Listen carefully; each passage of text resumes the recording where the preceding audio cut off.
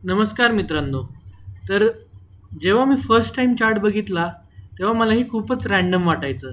वाटायचं की इथून वरती का गेली आहे परत प्राईस, इथून परत लाल कॅन्डल का बनतायत.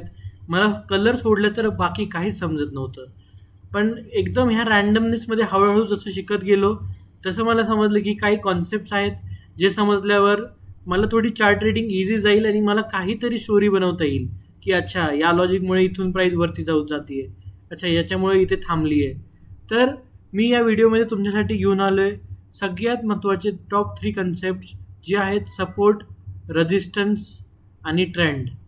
तर या व्हिडिओमध्ये आपण या 3 कन्सेप्ट्सवर चर्चा करणार आहोत आणि मी तुम्हाला एकदम सोप्या भाषेत समजून सांगणार आहे की सपोर्ट काय असतं, रेझिस्टन्स काय असतं आणि ट्रेंड काय असतं आणि त्याला आपण चार्टमध्ये कसं यूज करू शकतो. तर चला आपण व्हिडिओला सुरू करूयात. तर तुम्ही सगळे लहानपणी क्रिकेट खेळलाच असाल. तर क्रिकेटमध्ये काय होतं, जेव्हा कोणी बॉलर बॉल फेकतो, तेव्हा बॉल जातो आणि जमिनीला लागतो आणि बाउन्स होतो आणि परत बॅट्समॅनकडे जातो. तर मार्केटमध्ये देखील अशा लेवल्स असतात, जिथून प्राईज बाउन्स होते. इथे फक्त उदाहरणार्थ बॉल होता, इकडे फक्त प्राईज आहे.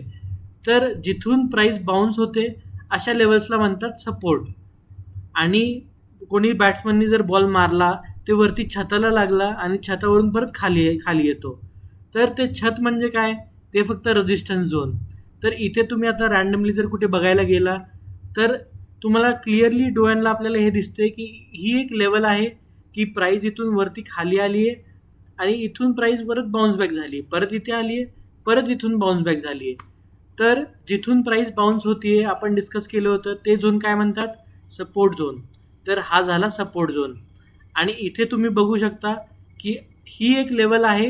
इथून काय होतंय, तर प्राईस इकडे गेली आहे, परत रिव्हर्स झाली आहे. इथे गेली आहे, परत रिव्हर्स झाली आहे. इकडे गेली आहे, परत रिव्हर्स झाली आहे. तर हा झोन काय झाला? Resistance zone. तर हे एवढं सोपं आहे की जिथून प्राईस बाउन्स होतीये वरती, तो असतो सपोर्ट झोन आणि जिथून प्राईस रिव्हर्स होतीये, तो असतो रेझिस्टन्स झोन. तर आपण व्हिडिओमध्ये आपण अजून बघूयात एक्झाम्पल्स. तर हे तुम्ही क्लिअरली आता ही लेवल तुम्हाला दिसतीये इकडे. ही एक मिनिट. आता ही लेवल तुम्ही बघा. इथे काय झालंय, तर इथे फर्स्ट टाइम प्राईज आली, बाउन्स झाली, परत आली, परत बाउन्स झाली, परत आली, परत बाउन्स झाली. तर क्लिअरली आपल्या डोळ्यांना दिसतंय की प्राईज या लेवलवरून बाउन्स होतीये. तर हा झोन झाला सपोर्ट झोन. आणि परत क्लिअरली इकडे हे लेवल जर बघायला गेलं इकडे, हे ही वाली लेवल, तर इथून दिसते की प्राईस इथून रिव्हर्स झाली आहे, इथून रिव्हर्स झाली आहे, परत इकडून रिव्हर्स झाली आहे. तर हा झोन झाला रेजिस्टन्स झोन. तर आता हे काम कसे करतात? आता हे तुम्ही इमॅजिन करा, हे एक लेवल आहे, हे खूप स्ट्रॉंग सपोर्ट आहे जो की आहे. आता हे जोपर्यंत प्राईस या लेवलच्या वरती आहे, तोपर्यंत हे ॲक्ट करणार ॲज अ सपोर्ट. म्हणजे जेव्हा जेव्हा प्राईस इथे येणार, तेव्हा तेव्हा प्राईस रिव्हर्स होणार. आणि गरजेचं नाही आहे की नेहमी जेव्हा इथे येईल, तेव्हा ते रिव्हर्सच होईल. जी कुठली पण लेवल जेव्हा मल्टिपल टाइम्स टेस्ट होते, तेव्हा ती वीक होत जाते आणि जेवढ्या वेळ ती टेस्ट होत जाणार, तेवढी ती अजून वीक होत जाणार आणि मग नंतर फायनली ती लेवल ब्रेक होते. तर एकदा का ही लेवल ब्रेक झाली, तर मग आता हा ॲक्ट करणार ॲज अ रेझिस्टन्स झोन. म्हणजे पहिले हा सपोर्ट होता, पहिले हा प्राईजला खाली येऊन देत नव्हता. नंतर आता फायनली जेव्हा प्राईस खाली आली, तेव्हा ते हे लेवल ॲड करणार ॲज अ रेझिस्टन्स झोन. आणि इथे तुम्ही काय झालंय ते बघा.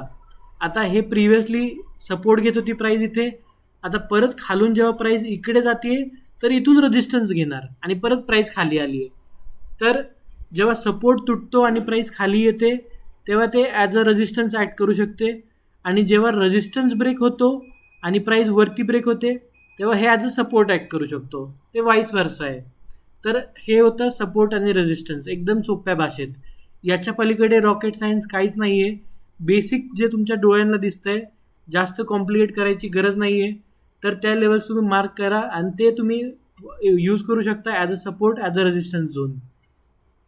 तर हा होता सपोर्ट आणि रेझिस्टन्स झोनचा कन्सेप्ट. आता आपण जाऊया ट्रेंडकडे. ट्रेंड हे खूपच लोकांनी कॉम्प्लिकेट करून ठेवला टॉपिक. पण ट्रेंड खूपच 3 टाईपचे असतात बेसिकली. एक असतो अप ट्रेंड, दुसरा असतो डाऊन ट्रेंड आणि तिसरं जे असतं ते म्हणजे साईडवेज मार्केट. तर आपण बघूयात, चला एक टर्न बाय टर्न.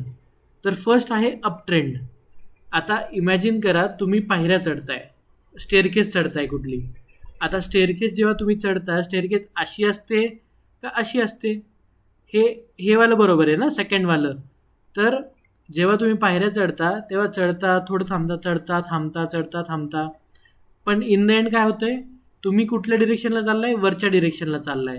तर बेसिकली खूप सोपं आहे. जर तुम्हाला दिसतंय की प्राईस अशी वरती चालली आहे, तर ते झालं अप ट्रेंड, आणि खाली चालली आहे तर ते झालं डाऊन ट्रेंड. फक्त ही ज्या फॉर्मेशनमध्ये जाते ते थोडं बघूयात आपण, ते कशी जाते. आता प्राईस नॉर्मली अशी डायरेक्टली वरती नाही जात एकदम स्ट्रेट लाईनमध्ये. तर प्राईस थोडी वरती जाते, थांबते, मग परत वरती जाते, परत थांबते, परत वरती जाते, परत थांबते. तर अशा प्रकारे प्राईस वरती जाते. आणि खाली पण येताना सेम पॅटर्न फॉलो होतो. खाली येणार, थांबणार, खाली येणार, थांबणार. मग याला म्हणतो आपण अप ट्रेंड आणि डाऊन ट्रेंड. तर याच्यामध्ये कन्सेप्ट काय आहे? हायर हाय आणि लोअर लो. आता हे कन्सेप्ट आपण एकदम सोप्या भाषेत समजून घेऊयात नक्की आहे काय. तर इमॅजिन करा प्राईस वरती चालली आहे आणि इथे खाली आली. आता हे एक हाय बनला आणि हे एक लो बनला. आता नेक्स्ट टाईम परत जेव्हा प्राईस वरती जाते तेव्हा हा हाय तोडला, प्रिवियस हाय, आणि बनला एक हायर हाय, हा सेकंडवाला. आणि त्याच्यानंतरनं परत प्राईस खाली आली, पण कंडिशन आहे की हा प्रिवियस लो तोडला नाही आणि याच्या आधीच परत प्राईस रिव्हर्स झाली. तर हा काय बनला? Higher low. म्हणजे हा झाला हायर हाय, हा झाला हायर लो. जोपर्यंत प्राईस हे फॉर्मेशन कंटिन्यू करते तोपर्यंत आपण अज्युम करू शकतो की प्राईस आहे बुलिश ट्रेंडमध्ये. म्हणजे हायर हाय हायर लो बनवत चालली आहे आणि मग ट्रेंड आहे बुलिश, म्हणजे ट्रेंड आहे अप ट्रेंड. सिमिलरली जेव्हा प्राईस खाली चालली आहे, हा बनला एक लो, हे बनला एक लोअर लो. परत हा प्रिवियस लो तोडला, हा लो तोडला आणि त्याच्या खाली गेली प्राईस. आणि जेव्हा परत रिट्रेस झाली प्राईसवरती, हा लो तोडला नाही आणि इथूनच रिव्हर्स झाली. तर हे काय झालं? हा बनला लोअर लो, लोअर हाय, लोअर लो, लोअर हाय, लोअर लो, लोअर हाय. जोपर्यंत ही फॉर्मेशन कंटिन्यू राहते त्याला म्हणतो आपण डाऊन ट्रेंड. चला आपण लाईव्ह एक्झाम्पल बघूयात, डाऊन ट्रेंड आणि अप ट्रेंड दिसतो तरी कसा नक्की. तर इथे तुम्ही क्लिअरली बघू शकता की डोळ्यांना तुमच्या क्लिअरली काय दिसतंय, प्राईस खाली चालली आहे.